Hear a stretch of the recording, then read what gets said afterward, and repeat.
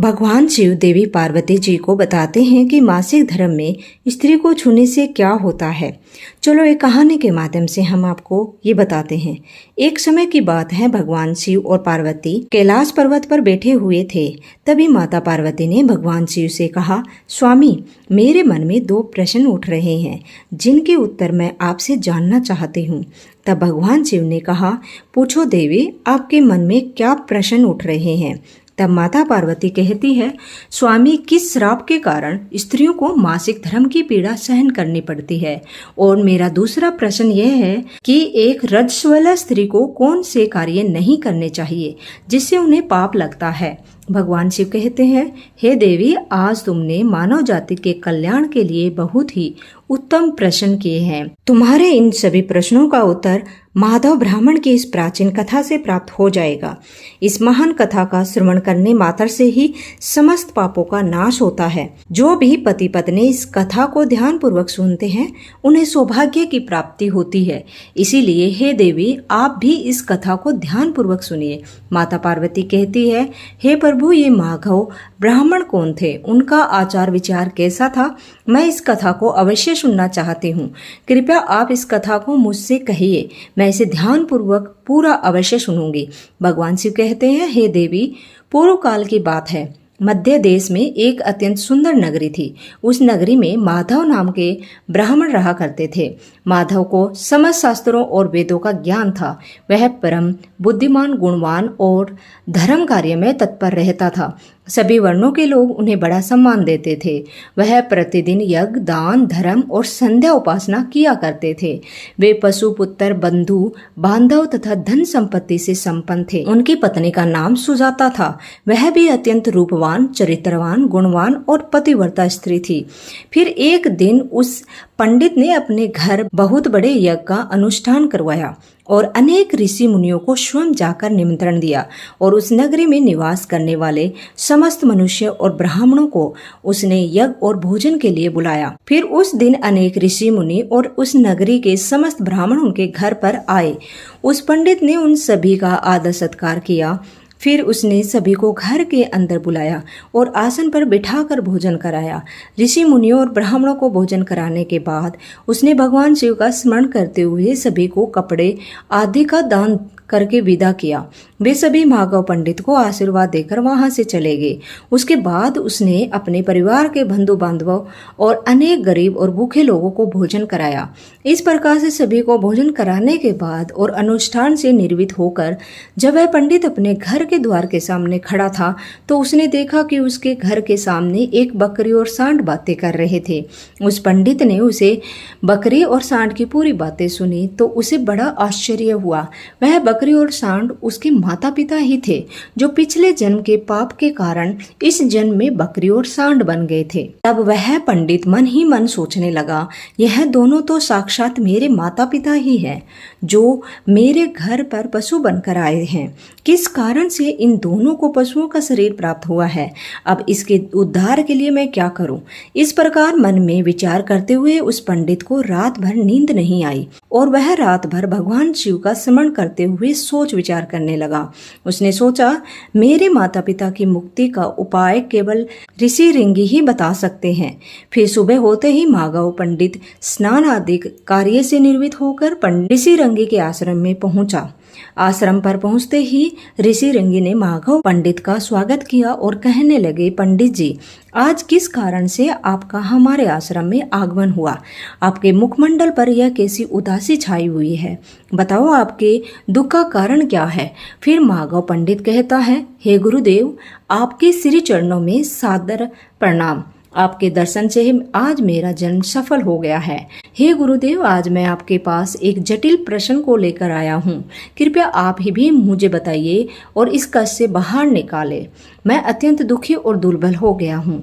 ऋषि रिंगी कहते हैं, पंडित जी, चिंता ना करो, तुम्हारा जो भी प्रश्न है निसंकोच होकर पूछो, मैं अवश्य तुम्हारी समस्या का समाधान करूंगा। फिर माधव पंडित कहता है, हे गुरुदेव, कल मैंने अपने घर पर शिव चर्चा रखी थी और अनेक ब्राह्मणों और भूखे लोगों को भोजन कराया।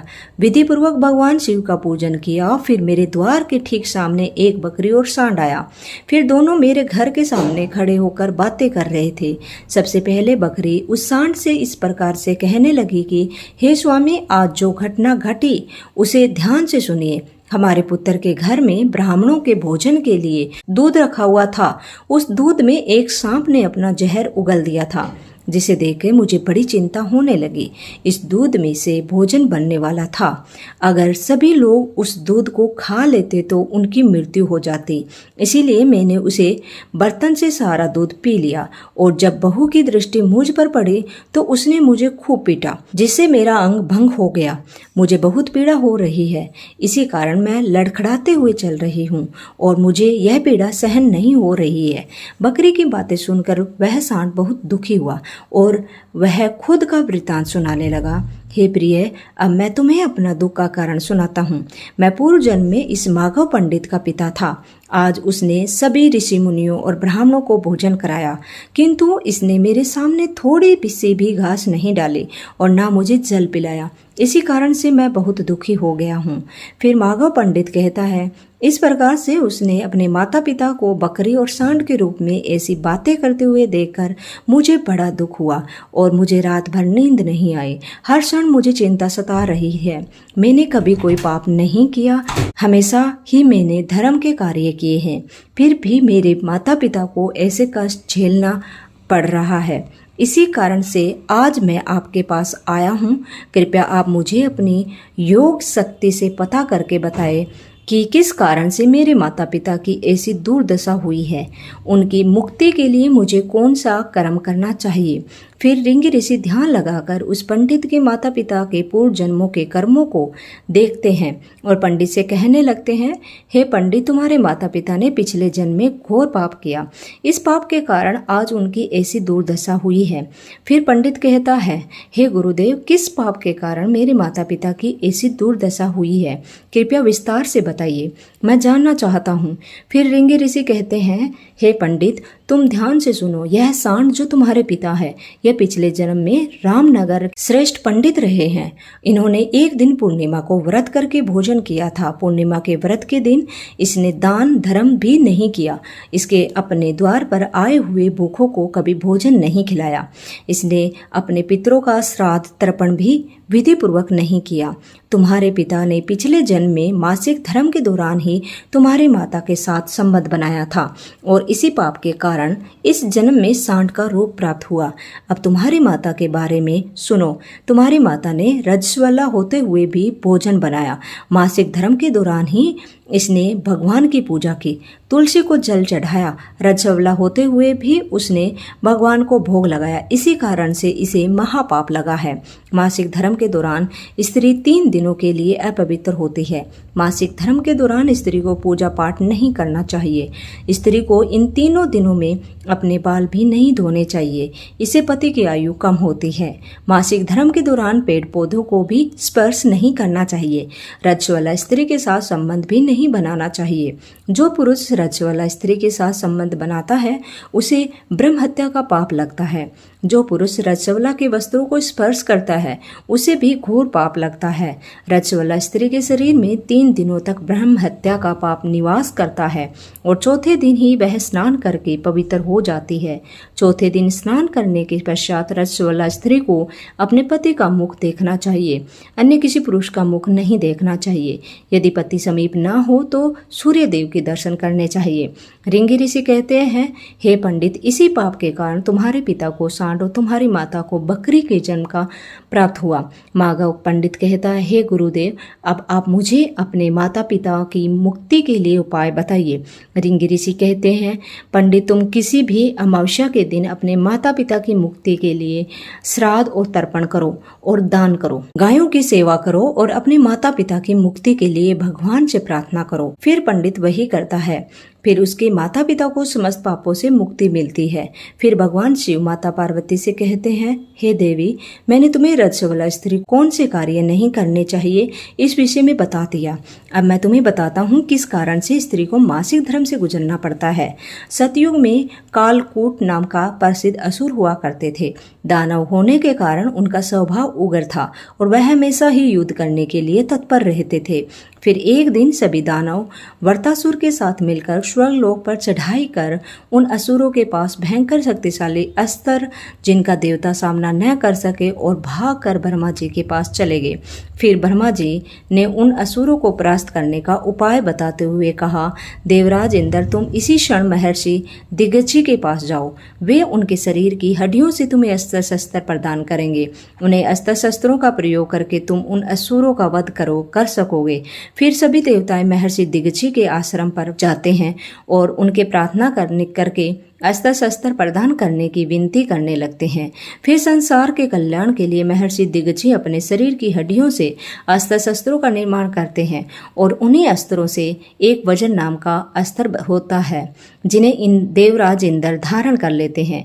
फिर सभी देवताओं और असुरों से युद्ध करने के लिए निकल जाते हैं। देवताओं और असुरों के बीच भीषण युद्ध होता है। सभी देवता आकाश में असुरों से युद्ध के लिए इकट्ठे हो जाते हैं और प्रहार करने लगते हैं। अग्निदेव अग्नि के प्रहार से दैत्यों को जलाने लगते हैं। फिर अग्नि के प्रभाव से असुरों के शरीर जलने लगते हैं। फिर वरुण देव जल की वर्षा से असुरों को डुबो देते हैं, जिसे असुर त्राही त्राही करने लगते हैं। अनेक दिनों तक इस प्रकार से देवताओं और असुरों के बीच भीषण युद्ध चलने लगता है। फिर देवराज इंद्र और वृत्रासुर के आमने सामने आ जाते हैं और दोनों के बीच भीषण युद्ध होने लगता है।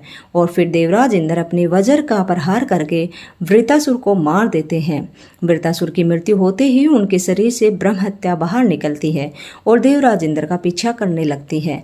फिर वह ब्रह्म हत्या इंद्र के शरीर में प्रवेश कर जाती है, जिसे इंद्र को ब्रह्म हत्या का पाप लगता है। फिर देवराज इंद्र ब्रह्मा जी के पास जाते हैं और उनसे ब्रह्म हत्या के छुटकारा पाने के लिए कहते हैं। फिर ब्रह्मा जी भी उस ब्रह्म हत्या को देवराज इंद्र के शरीर से बाहर निकालने की आज्ञा देते हैं और वह ब्रह्म हत्या इंद्र के शरीर से बाहर निकलकर ब्रह्मा जी से कहने लगती है, हे परमपिता, अभी तक मैं वृत्रासुर के शरीर में निवास कर रही थी क्योंकि उसने अनेक ब्रह्म हत्याएं की है। जब इंद्र ने उसकी हत्या कर दी तो मैं इंद्र के शरीर में निवास करने लगी। अब आप ही मुझे बताइए और स्थान दीजिए जहाँ पर मैं रह सकूं। फिर ब्रह्मा जी कहने लगे, ब्रह्म हत्या मैं तुम्हें उचित स्थान देता हूँ। फिर ब्रह्मा जी ने ब्रह्म हत्या के 4 भाग कर दिए और कहा कि ब्रह्म हत्या तुम्हारा एक भाग अग्नि के भीतर रहेगा। जो भी मनुष्य अग्नि को आहुति नहीं देगा तो उसके शरीर में प्रवेश कर जाना। तुम्हारा दूसरा भाग जल के भीतर रहेगा। जो भी जल में गंदगी फैलाएगा अथवा मल मूत्र का त्याग करेगा तो उसके शरीर में प्रवेश कर जाना। तुम्हारा तीसरा भाग पेड़ पौधों में रहेगा। जो भी मनुष्य बिना कारण ही वृक्षों को काटेगा उसे भी ब्रह्म हत्या का पाप लगेगा। फिर ब्रह्मा जी ने अप्सराओं को अपने पास बुलाया और कहा, अप्सराओं, इस ब्रह्म हत्या का 1/4 भाग तुम ग्रहण करो। अप्सराएं कहने लगे कि प्रभु, आपकी आज्ञा से हम इसे ग्रहण करने के लिए तैयार हैं, किंतु हमें भी इसे मुक्ति का उपाय बताइए। फिर ब्रह्मा जी कहने लगे कि अप्सराओं, जो भी पुरुष रजस्वला स्त्री के साथ संबंध बनाएगा उसके अंदर यह ब्रह्म हत्या प्रवेश कर जाएगी। इस प्रकार से ब्रह्म हत्या के 4 भाग हो गए, एक अग्नि में, दूसरा जल में, तीसरा पेड़ पौधों में और चौथा स्त्रियों के अंदर प्रवेश कर गया। इस ब्रह्म हत्या के पाप के कारण स्त्रियों को मासिक धर्म होता है। जो भी पुरुष मासिक धर्म के दौरान स्त्रियों को स्पर्श करता है अथवा उससे संबंध बनाता है उसे ब्रह्म हत्या का पाप लगता है। भगवान शिव कहते हैं, हे देवी, इस प्रकार से मैंने आपको स्त्री के रजस्वला होने के पीछे के कारण और रजस्वला स्त्री को कौन से कार्य नहीं करने चाहिए आदि के विषय में बता दिया है। फिर माता पार्वती कहती है, हे स्वामी, आज आपने मुझे बहुत ही महत्वपूर्ण ज्ञान दिया है। दोस्तों, अगर ये कहानी आपको अच्छी लगी तो वीडियो को लाइक, शेयर एंड सब्सक्राइब अवश्य करना। Thank you.